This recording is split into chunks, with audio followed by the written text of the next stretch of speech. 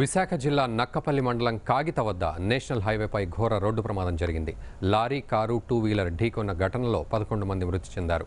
విశాఖ నుంచి తుని వైపు వేగంగా వెళ్తున్న కారు టైరు పేలిపోవడంతో అదుపు తప్పి అవతలి వైపు వెళ్తున్న ద్విచక్ర వాహనాన్ని ఢీకొట్టింది. ఆ తర్వాత అదే వేగంతో లారీ కిందికి దూసుకెళ్లింది. దీంతో ఘోర ప్రమాదం చోటు చేసుకుంది.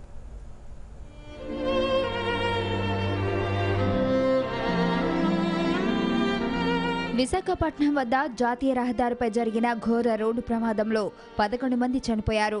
నేషనల్ హైవేపై వేగంగా వెళుతున్న కారు ముందు వెళుతున్న బైక్ను ఢీకొట్టి అదుపు తప్పి డివైడ్ దాటి దూసుకెళ్లింది.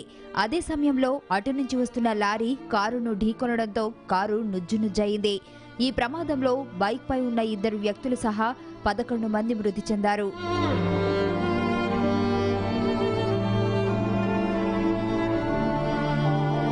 విశాఖపట్నం జిల్లా నక్కపల్లి మండలం ముదుళ్లపాలెం వద్ద ఈ ప్రమాదం జరిగింది.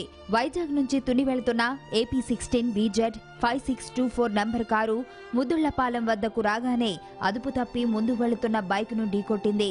తర్వాత డివైడర్ను దాటి అటు నుంచి వస్తున్న లారీ కిందకు దూసుకువెళ్లింది.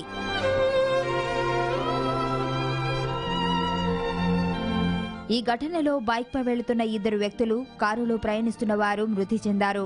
మరణించిన వారిలో 4 పురుషులు, 4 మహిళలు, 3 చిన్నారులు ఉన్నారు.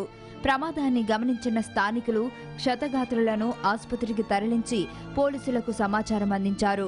టైరు పంచర్ కావడంతోనే కారు అదుపు తప్పి ఉంటుందని పోలీసులు ప్రాథమికంగా నిర్ధారించారు.